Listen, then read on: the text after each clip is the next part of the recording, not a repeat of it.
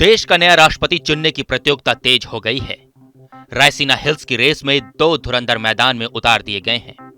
सत्ता पक्ष और विपक्ष ने अपने अपने पत्ते खोलते हुए उम्मीदवारों का ऐलान कर दिया है।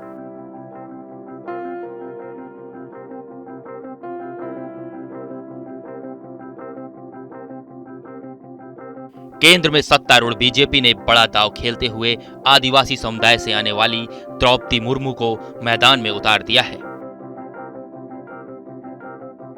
तो वहीं विपक्ष ने पूर्व वित्त मंत्री और पुराने भाजपाई नेता यशवंत सिन्हा पर दांव खेला है। सरकार और विपक्ष दोनों के अपने अपने उम्मीदवारों की जीत के दावे हैं, मगर राष्ट्रपति पद के इन दो उम्मीदवारों में मुकाबले के लिए कितना दम है, ये सवाल हर किसी के मन में है। लिहाजा इसका जवाब जानने के लिए हमें सियासत के आंकड़ों पर नजर दौड़ानी होगी। इन आंकड़ों को खंगालने से पहले राष्ट्रपति पद के इन दोनों उम्मीदवारों को समझना जरूरी है। सबसे पहले द्रौपदी मुर्मू को जानते हैं, जिन पर बीजेपी ने दांव लगाया है।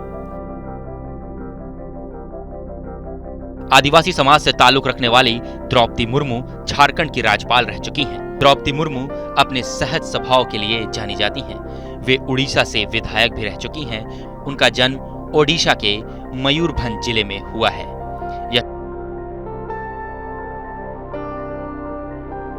यशवंत सिन्हा को आप एक पुराने भाजपाई नेता के तौर पर जानते हैं, जो अभी विपक्ष के राष्ट्रपति पद के उम्मीदवार हैं। यशवंत सिन्हा बिहार में पैदा हुए और बिहार कैडर के आईएएस अधिकारी रहे।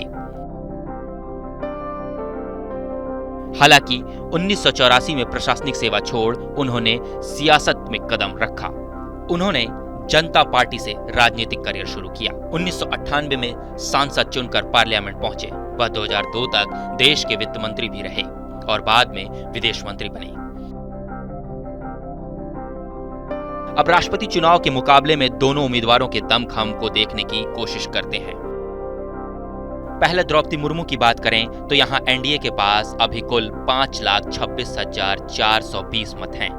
बीजेपी और वाईएसआर कांग्रेस का समर्थन मिलता है तो एनडीए के मतों की संख्या 6 लाख के पार पहुंच जाएगी, जबकि द्रौपदी मुर्मू को जीत के लिए सिर्फ 5,39,420 मत चाहिए होंगे। इस स्थिति में यशवंत सिन्हा का पलड़ा काफी कमजोर दिखाई दे रहा है। एक मत विपक्ष के उम्मीदवार होने के बाद भी उनके पास फिलहाल 3,70,409 वोट ही हैं। बहरहाल देश का अगला राष्ट्रपति कौन होगा, इसकी असली तस्वीर तो जुलाई में चुनावों के वक्त ही खुलकर सामने आएगी। पर हालिया आंकड़ों और सियासी समीकरणों से राजग के सामने विपक्षी एकता कमजोर पड़ती दिखाई दे रही है।